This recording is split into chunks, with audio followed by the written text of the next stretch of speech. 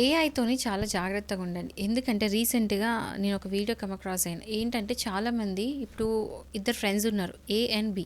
Okay. So A friend photo తీసుకొని B ఫ్రెండ్‌కి అంటే ఏ అండ్ బి ఫ్రెండ్స్ కదా! సో ఏది ఒక ఫోటో తీసుకొని దాని వీడియో ఏఐతో చేసి డబ్బులు అవసరం ఉన్నాయి. నాకు ఇప్పుడు చాలా ఎమర్జెన్సీ పనిలో ఉన్నాను. నాకు చాలా అర్జెంట్ ఇప్పుడు డబ్బులు ఇవ్వకపోతే నాకేదో ప్రమాదం జరుగుతది. నాకేదో ప్రాబ్లమ్ అయితది. వాటెవర్ ఏదో ఒక స్టోరీ చెప్పి వీడియో క్రియేట్ చేస్తారు. విత్ ఓన్ వాయిస్ మళ్ళీ. ఆ వీడియో ఎవరో థర్డ్ పర్సన్ అంటే ఎవరు ఈ స్కామర్స్ ఎవరైతే ఉన్నారో వాళ్ళు క్రియేట్ చేసి ఏ పర్సన్‌ది వీడియో క్రియేట్ చేసి బి అనే ఫ్రెండ్‌కి పంపిస్తారు.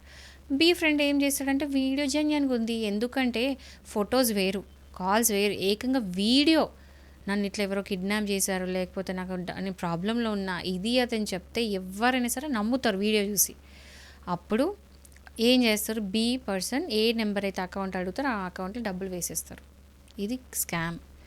సో ఏదైనా సరే వీడియోస్ వస్తే ఏఐతో జనరేట్ అయిన వీడియోస్ మనం యాక్చువల్గా చెక్ చేసుకోవచ్చు. సో మనము కొన్ని యాప్స్ ఉంటాయి, గూగుల్కి వెళ్ళి కొన్ని రీసెర్చ్ చేస్తే కొన్ని యాప్స్ అనేవి ఉంటాయి. ఆ యాప్స్తోని ఇది ఏఐ జనరేటెడ్ వీడియోనా లేకపోతే ఏఐ జనరేటెడ్ ఫొటోసా అని స్కాన్ చేసి తెలుసుకోవచ్చు. ఎప్పుడు అంటే దానికి కొంచెం పే చేయాల్సి ఉంటుంది, బట్ ఎప్పుడు అంటే ఎమర్జెన్సీలో అది యూస్ చేసుకోవచ్చు. బట్ జనరల్ ఏంటంటే ఫస్ట్ మనకు అలాంటి వీడియో వచ్చినా అది ఏమైనా కూడా ఫస్ట్ మన మైండ్లో ఒక డౌట్ రాలేదంటే ఇది ఏఐ క్రియేటెడా అని చెప్పేసి. అట్లా అని చెప్పి నేను లైవ్ మిమ్మల్ని మొత్తం డౌట్ఫుల్గా చేయట్లేదు. బట్ ఇట్లాంటి స్కామ్స్ అవుతున్నాయి కాబట్టి జాగ్రత్తగా ఉండండి. ఏఐతో ఇది ఒక్కటే కాదు. ఎందుకంటే రీసెంట్గా కరీంనగర్ పోలీసులు కూడా ఒక కేసులో ఒకటి అంటే ముందుకొచ్చి మరి మీడియాతో మాట్లాడి మరి చెప్పారు. ఏంటంటే ఏఐతో జాగ్రత్తగా ఉండండి అని, అమ్మాయిలు ఎస్పెషల్గా ఎక్కడంటే అక్కడ ఫొటోస్ పెట్టకండి, మీ ఫొటోస్ మాఫ్ చేసి ఇట్లా బ్లాక్మెయిల్ చేస్తున్నారు అని చెప్పేసి ఒక కేసులో వాళ్ళని పట్టుకొని ఎవరైతే ఇది చేశారో వాళ్ళని పట్టుకున్న తర్వాత వచ్చి బయటికి స్టేట్మెంట్ ఇచ్చి అమ్మాయిలందరికీ ఒక చెప్పారు. ఏంటంటే ఫొటోస్ ఇవన్నీ కూడా ఎక్కడంటే అక్కడ అప్లోడ్ చేయకూడదు, డీపీస్ పెట్టకండి, తెలవని వాళ్ళని రిక్వెస్ట్లు యాక్సెప్ట్ చేయకండి, ఇలాంటి చాలా జాగ్రత్తలు చెప్పారు. అండ్ ఇప్పుడున్న ఏఐ యుగంలో మీ ఫొటోస్ ఏవి కూడా మీరు ఒక్కసారి డీపీ పెట్టినా సరే అది మీది ప్రైవేట్ కాదు, ఇంకా మీ పర్సనల్ కాదు, అది కంప్లీట్గా పబ్లిక్గా వెళ్ళిపోయినట్టే. మీ అంతటి మీరు మీ ఫొటోస్ అన్నీ కూడా కాంప్రమైజ్ చేసినట్టు.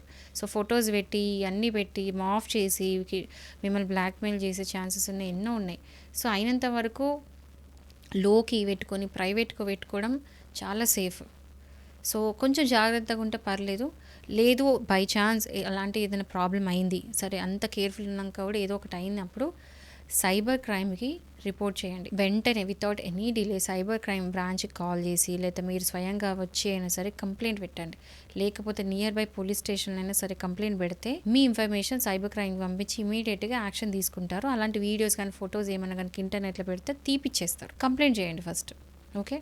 కంప్లైంట్ చేసినప్పుడు భయపడద్దు. మీ ఏవైతే డీటెయిల్స్ ఉన్నాయో అవన్నీ కూడా కాన్ఫిడెన్షియల్గా పెడతారు.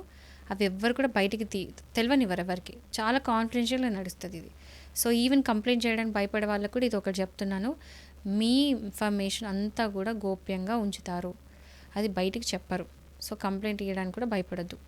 And maximum prevention is better than cure కాబట్టి మ్యాక్సిమం చాలా కేర్ఫుల్ ఉండండి. లేదు బై ఛాన్స్ ఏదైనా అయినా కూడా ఇమీడియట్గా సైబర్ క్రైమ్ బ్రాంచ్కి రిపోర్ట్ చేయండి.